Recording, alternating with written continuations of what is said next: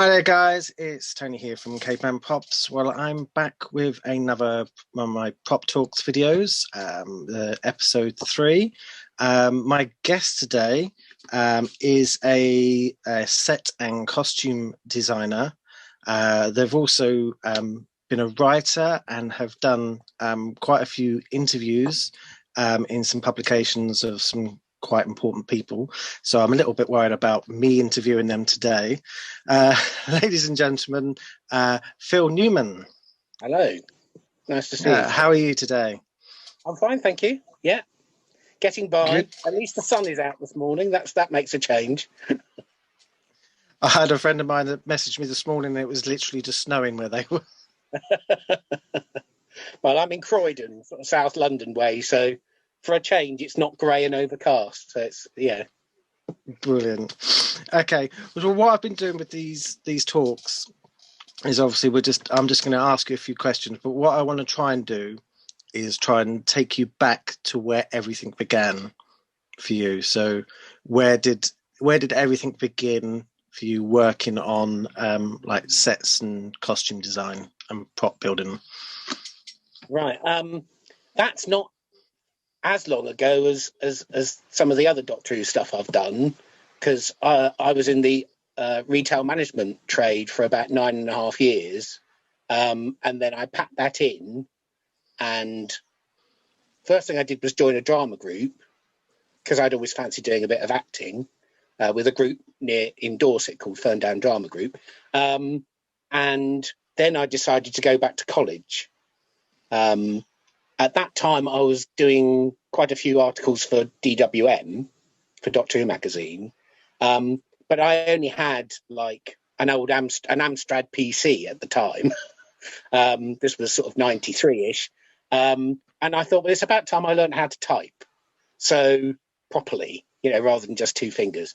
So I went along to the local college and picked up a couple of leaflets about courses about computers and stuff like that, and then got talking to the woman on the art and design table about courses in art and design, and they were holding interviews the following week, and this was for an advanced GMVQ in art and design, so it was quite broad based. So I thought, oh, well, that sounds interesting, because I'd always done sort of arty things, but I guess you don't know what you can do until you try, kind of thing. In the off-license trade, I'd done window displays and signage and stuff, but I just did it because I enjoyed doing it and stuff. Anyway, I got a place on the course, managed to get a grant back then as a mature student, and that was a 2-year full-time course. And at the same time as I was doing that, I was doing the stuff with the drama group, where I was acting, and then I also did my first sort of set painting, scenic painting on a large scale, and I designed a show, quite rudimentary thinking back now, but it was my first sort of step. So when it came to deciding to go on to a higher education course, theatre design just seemed like a very natural, meshing of the two things that I just spent those 2 years doing. And I got a place on the course at Croydon College up here, which was an HND. So again, it was still quite practical. And that was a 3-year full-time course. And I designed my first professional show in between my second and third years, because it had quite a large sort of work experience element in it, where you'd go out. They would sometimes find work placements for you in the industry. And in the summer holidays, you could go out and find your own. And I just left. I wanted to keep on working during the summer, so there was no email at that time. So I would phone up theatre companies and theatres and see if there was any work going. And I ended up designing a small scale show in North London, in between the second and third year. So that was when I first designed a show. And that's I graduated in 2000, and ever since I've been designing shows, theatre shows mostly. I've done the odd film and video kind of stuff, but most of my work has been in theatre. So that's how I got started in designing. So you obviously came to it slightly later in life. So it's never too late to obviously change and follow something you enjoy. No, absolutely. I mean, there was no grand master plan. Do you know what I mean? There was no, when I left my old job, I didn't think I want to be a stage designer, but that's kind of where I ended up going. And yeah, I can't imagine doing anything else now. I haven't done anything else since embarking on that. It just fitted me, and I've kind of fitted it. And yeah. So you basically started on a new path, and it just led you in the right direction, basically. Right direction for me. Yeah. Right direction for me. I could never have predicted it, but yeah, just kind of worked for me. Obviously, you do a lot of the work for stage, but you have done some like screen productions as well.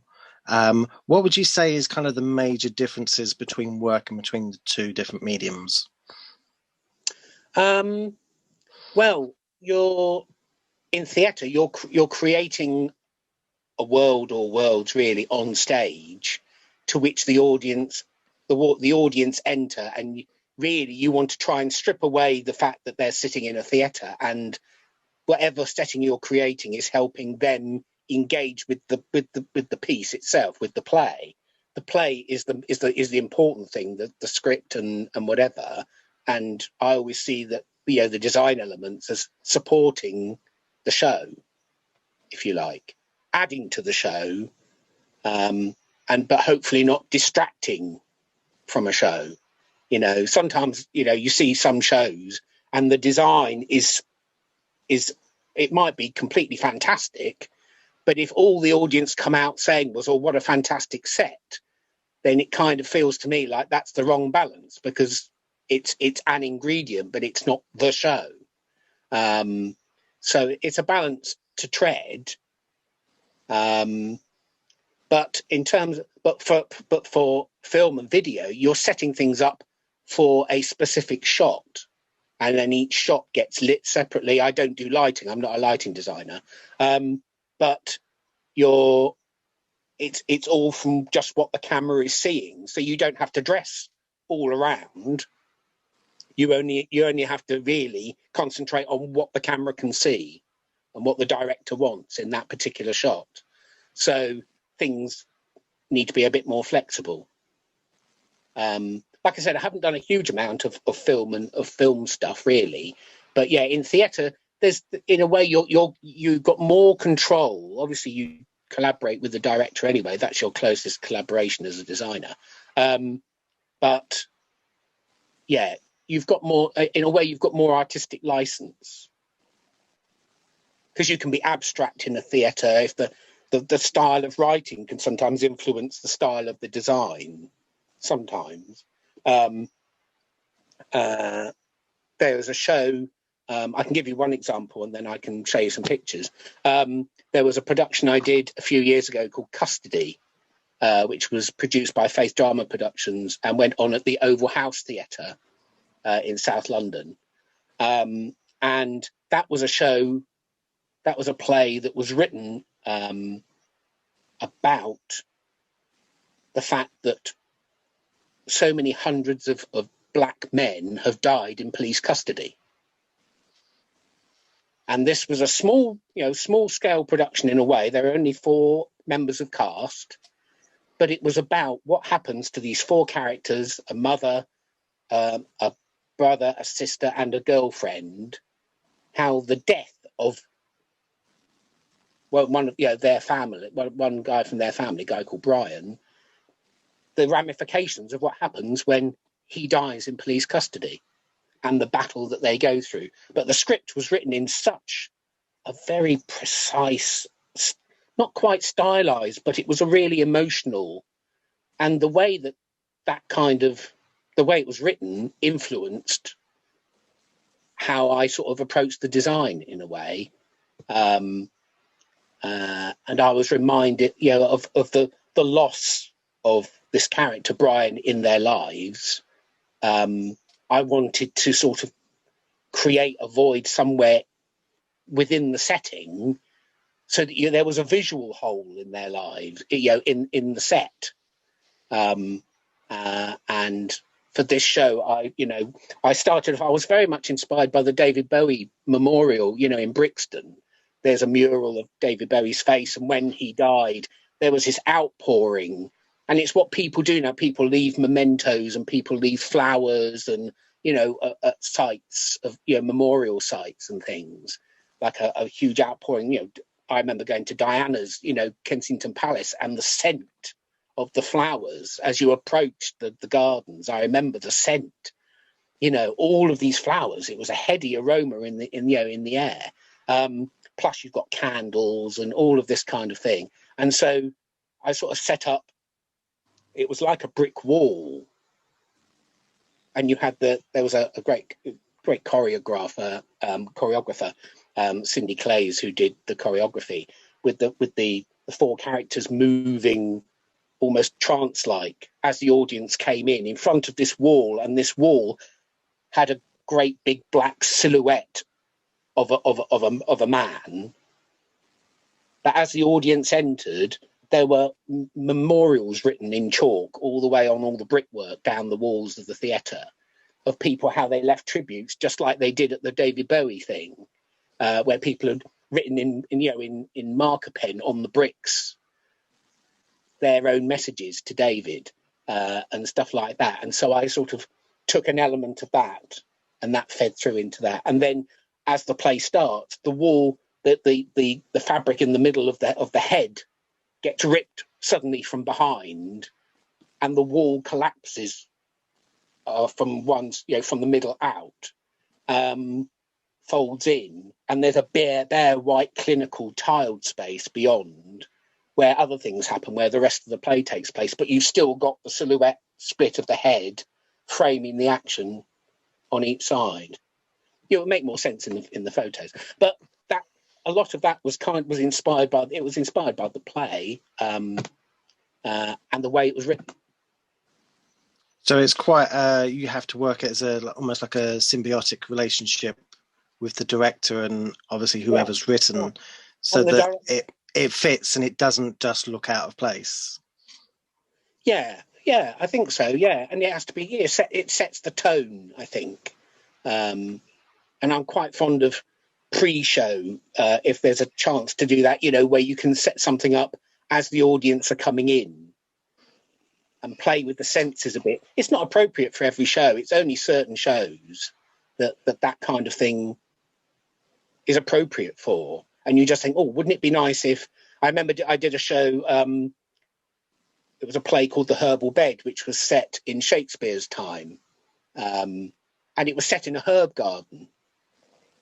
And so we put like herbal incense burners around the theatre before the audience came in. And there was like a herb garden and part of Elizabethan house on stage. But it kind of breaks down the barriers because they smell it. And there's a herb garden on stage. So you'll get the impression that you're smelling what's on stage. So you can play with the senses in theatre, which obviously on film you can't really. Yeah. So I guess with theatre it's a much broader range of what you can do, because you're trying to make the audience feel as if they are there rather than at home watching it. Yes, and a film is the director's thing. It's all done in the edit, and in the grade, and all of these things can be added and styled by the director afterwards. You do what you do in shot. Doesn't make it any less kind of creative, or it's still a challenge anyway. But it's a different focus because the film is made in the edit by the director with the editor, with the grading and all of that kind of stuff. It's a slightly different kettle of fish. Brilliant. So I think I probably know what your answer is, but if you had to pick between the two, either working stage or working TV and film, which one would you pick? Well, you'd expect me to say theatre. I just like working. To be perfectly honest, I've done loads more theatre, yes, but that doesn't mean to say that I enjoy one more than the other, because I just enjoy being creative and working and collaborating with people, and that's not just directors, that's also actors and choreographers and everything. It's all very much a collaboration. You work in isolation a bit when you're designing, but you're still bouncing ideas off of a director in both fields. And sometimes a producer is part of that. But it's still just creative work, and that's the joy of it. It's just using your imagination, and yes, there's challenges with budgets and time frames and all of the practical considerations, but you kind of have those going on in your head at the same time anyway. Brilliant. If that makes sense. No, that makes perfect sense. Brilliant. Obviously, you mentioned a couple of the productions you've worked on there.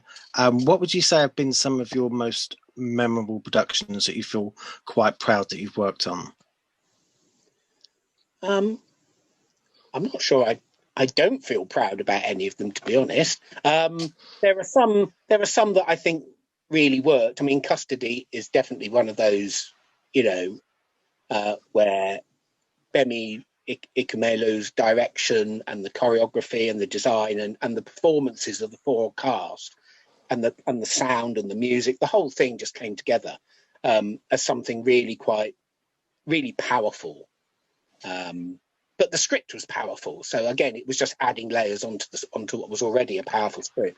But then, I guess the ultimate thrill was when Keith Barnfather asked me, back in 2019, the beginning of 2019, to work on the Sil and the Devil Seeds of Arodor production for Reeltime, because that kind of came out of the blue, really, and that's the first time the two things that I've loved sort of came together. I'd never actually really worked on anything specifically Doctor Who as a designer before, and so that was just a huge privilege, really. Brilliant. So obviously you are a Doctor Who fan as well, and obviously working on... You see behind me. I know. It was kind of an obvious question, wasn't it? But obviously you worked on that production, which you obviously thoroughly enjoyed, to go saying that mixed two of your enjoyments. You also mentioned that you've worked on a few of the Doctor Who magazines. How did that kind of side of things come about as well? Well, I've watched Doctor Who since I was, as sort of long as I can remember, really. But I didn't join the DWAS, the Doctor Who Appreciation Society, until 1982. So I think it was around the spring of that year. And that led me to ordering some fanzines and meeting some other fans for the first time. I'd never met other fans other than maybe a couple of school pals. But that was when my interest in the programme and the production of the programme and everything, that's where it kind of intensified, was from that point on. And like I said, my pal John Hetford was already doing a fanzine, and so I started contributing to that, and did a couple of interviews with him. And then I think Neil Hutchings was editing Celestial Toy Room, the newsletter, and he was publishing articles and stuff like that. And I think I just phoned him up actually one day, and asked if he wanted, something. And so he and I struck up quite a friendship, and I started contributing quite heavily to CT and TARDIS back then, doing interviews. I interviewed the three composers during, Sylvester's era: Dominic Glynn, Kev McCulloch, and Mark Ayres. And that in a way led, and then I remember somebody sent me an anonymous letter saying, if you want to know about the Doctor Who movie, which was then being mooted around that time, about 80, this must have been about 87, 88, ring this number. No idea who wrote this letter to me. It was written in quite childish hand. And so I phoned up this number and spoke to Peter Lytton, who was the producer of that. And so I got a bit, he didn't go into much detail, but I had enough for a little exclusive. And I think I wrote a small piece for CT. And then I ended up getting a phone call, I think, from John Freeman, who was just in the process of taking over from Sheila Cranner as editor of Doctor Who magazine. Would I write a small piece for Doctor Who magazine? And that was the first time I wrote for them. And then I think the first sort of things I started to do for them was a regular report on the Longleat Doctor Who exhibition. Because I used to go to the Longleat one every year, at least once, usually twice or whatever, and take lots of photos and stuff like that. But I got in touch with Lorne Martin, who used to run them, with Martin Wilkie, who was taken over as designing them. And so I'd go up usually a few days before it opened each year and actually help them out, setting up some of the displays. Obviously got some really nice photos. And then I do like a preview for Doctor Who magazine. And that went on for a few years. I can't remember how many years now, but that was how. And then I started before I came up to Croydon in those 2 years when I was studying at back in Bournemouth, the general art and design. I went off and tried to find and locate some people who I didn't think had been interviewed before. And I remember the first one I found was Virginia Wetherall, who played Dione in the first Dalek story. And then I was because I didn't have anything much to do until my course started. This was in 1994. I just thought, well, I'll just, and then I offered them to Doctor Who magazine and they took them willingly. And interviewed Frank Cox, who directed some of Edge of Destruction and The Censorites. And for that 2-year period, sort of 94, 96, I don't know how many interviews I did. There were some that never even made it into the magazine. And then as my focus shifted onto my own design studies, I thought it would be quite nice to track down some of the designers from the show. Because Barry Newbury and Ray Cusick have been interviewed at length, in the past. Barry Newbury, especially in the Frame magazine, which I also contributed to. But the designers hadn't. And there were some designers that had only designed one story and whatever. And so I tracked down, some designers.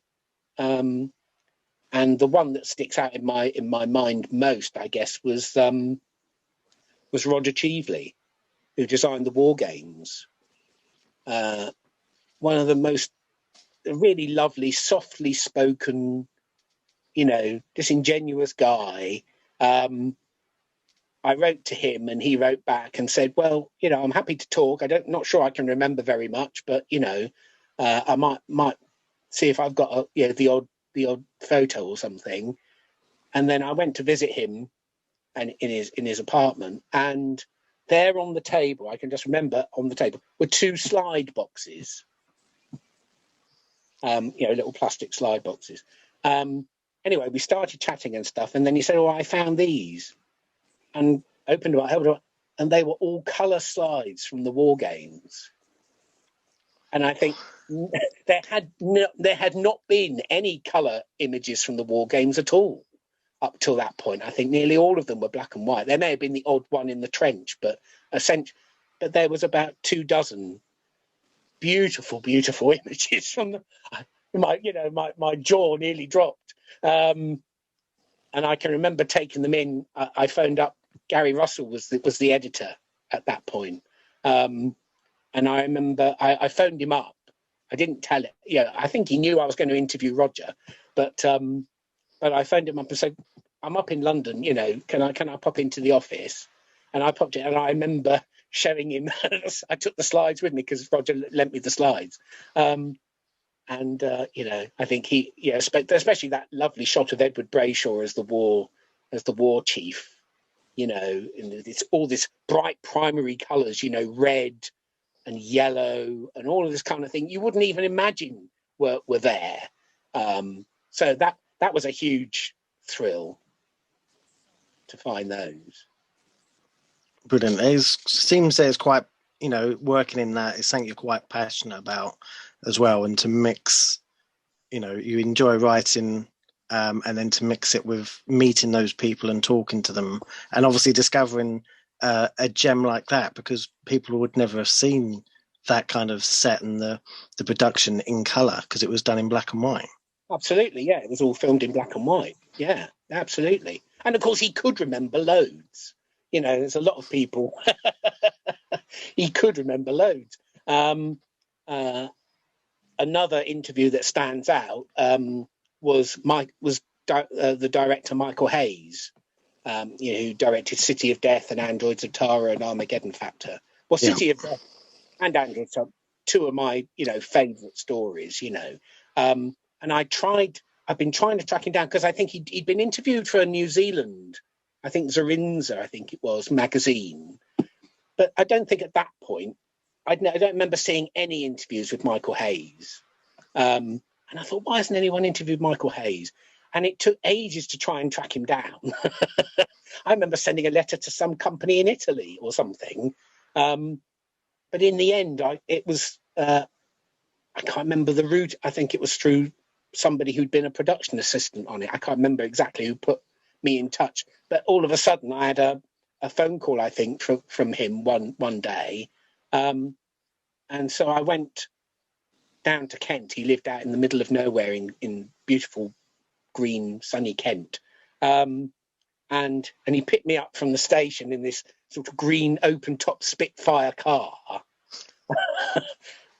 And then proceeded to zoom at huge speed down these tiny country lanes. I was kind of like holding on for, you know, it was like,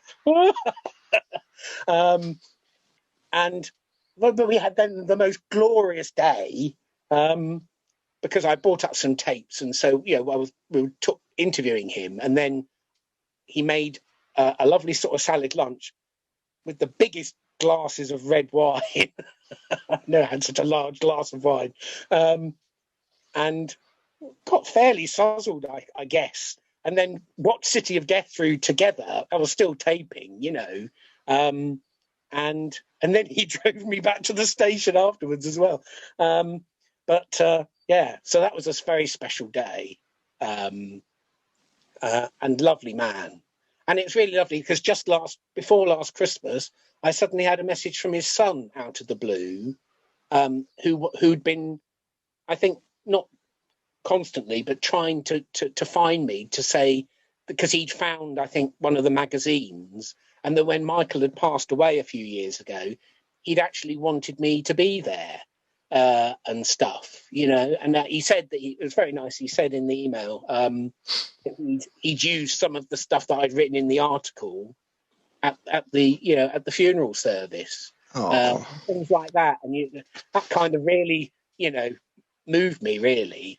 So we're in touch now. We haven't met yet, obviously, because of what's going on, but that was really sweet, you know. And after all these years, you know, I met him in 1995. That was when I interviewed him, but, you know, that was just a sudden thing out of the blue, and I thought, oh, that was really lovely and sweet of him just to make that effort, you know, and say what he said. It was lovely. That's quite sweet, isn't it? So you've obviously made some wonderful memories through doing this, and it's you obviously wouldn't change it for anything. Oh God, no. No.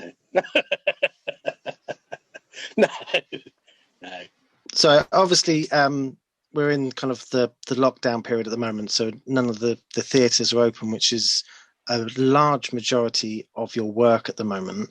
Yeah. How have you been kind of what have you been doing over the course of the lockdown? Not as much as I would have liked to have done.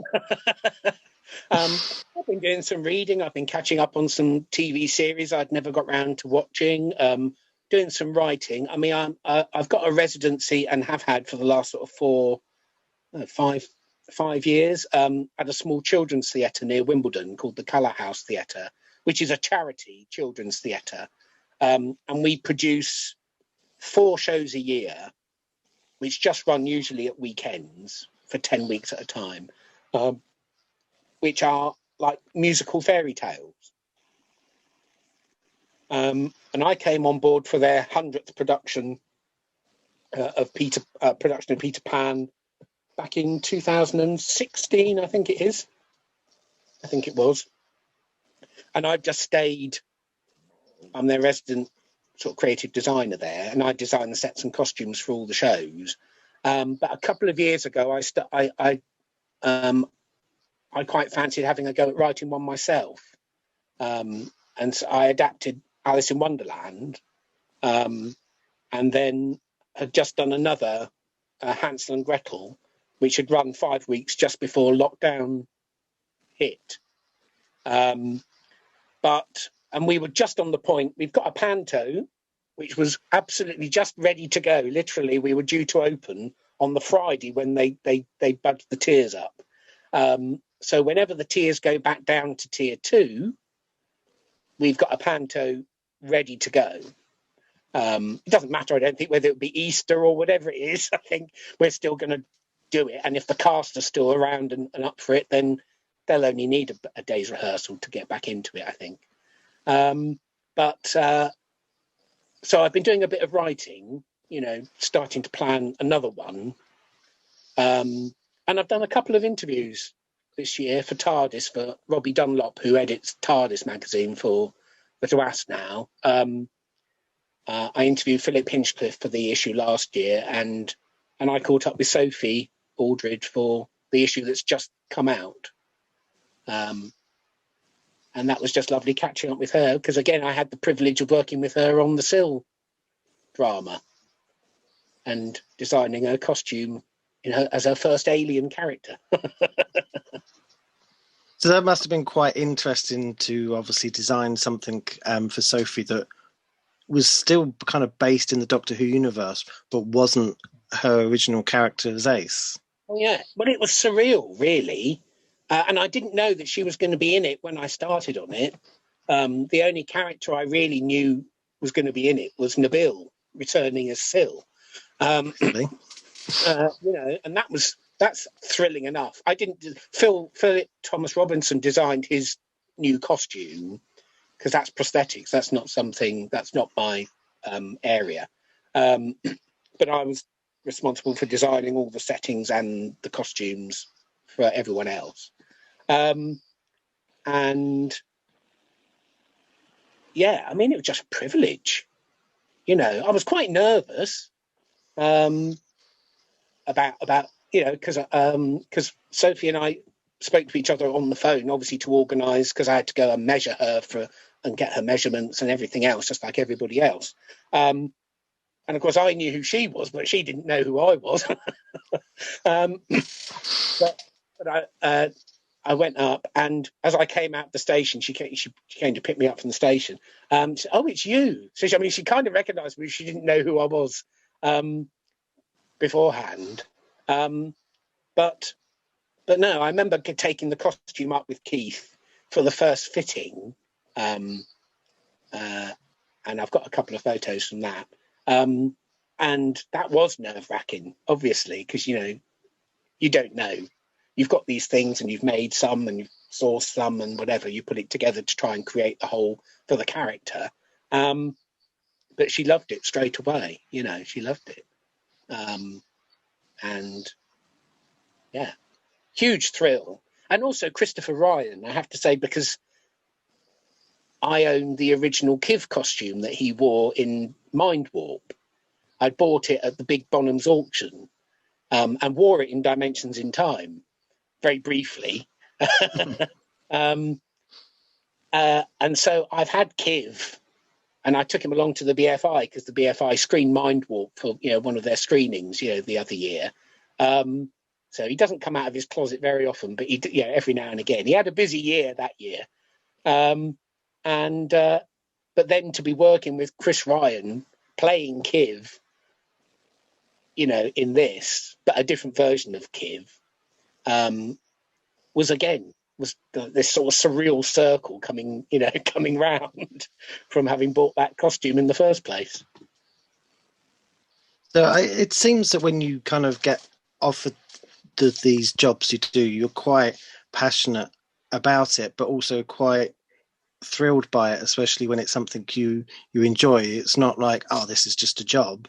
You put quite a lot of passion into it, enjoy doing it. Well, it's not just a job, you know, it's what I do. I think, you know, really, it's not. I don't think of it as a job. It's you know, it's a career, but it's more than that, because you put yourself into it. You know, it's not just something you can just do a design and hand it over. You know, I care about what I do, and I care about the quality of it as well. You know, like anybody would. I think if you don't enjoy it, especially something, because theatre, the world of theatre is not highly paid. Do you know what I mean? You don't do it to get rich. Certainly, I'm not. But yeah, it's fun, and the variety of it's never boring. You know, quite often it's very challenging and taxing, and you know, and it's hard work. You know, because you're often working on very tight budgets and very tight deadlines. But you kind of, you know, you've come up with what you come up with, and you get on with it and do it, because at the end of the day, you're trying to do a professional job, and you're working with other professionals. So, you know, why would you not? Yeah, but I can kind of tell you obviously put quite a lot of your heart in, especially in like the costumes. But then you kind of worry, you kind of want the person that has to wear that costume to be happy with it as well. So you try and tailor it in to fit that as well. Yeah, I mean, it's not always about happy. It's more about whether it's right for the character. I mean, Sophie's costume, there were sort of slightly Japanese influences, because she wasn't draconian, but you know, but certainly there were elements. She was a kind of like a mixed race draconian. You didn't know what she was, but clearly the prosthetic was you know, had lots of elements of draconian, and so there were elements of that I wanted to creep into it, and that kind of style. And I remember because I gave her like this sort of reeded waistband, you know, and it kind of held her in, and you know, and it just changes the actor's posture, and things like that help with the physicality as they're developing their characters, because obviously on film as well, you don't really get a rehearsal. You know, you might have a run through in the camera and you have a read through beforehand, but you don't really rehearse. Like theatre, you have 2 or 3 weeks rehearsal. So, you know, it's a different thing. So if a costume can help and aid that, then that's part of the job, you know, because you're not designing. So it's not really costumes. I always think of it as like it's clothes that character would be wearing for a particular, you know, she was quite a seductress, you know, she's a bit of a temptress and quite shifty, and stuff like that. So there were elements of that within the costume. You know, I wanted quite a plunging neckline and things like that, because she's that kind of a character. You kind of make everything fit its purpose, basically. You try to, yeah. Obviously, there's always adjustments that need making and stuff like that, you know. But yeah, when it works, and then you don't really think of it separately, you know. And then it's the actor that brings it to life, and then the way that they carry themselves and the way that they wear it and use costume and props, that all just helps mesh the whole thing together. Well, I'd like to thank you, Phil, for your time and for talking to me today. It's been a great pleasure to get a little bit more in depth into your world and the work that you do. So I just want to say a big thank you for that. Thank you very much. It's been a pleasure. Okay. Not a problem. Well, there you go, guys. Please like, please subscribe, and I will see you in the next video soon.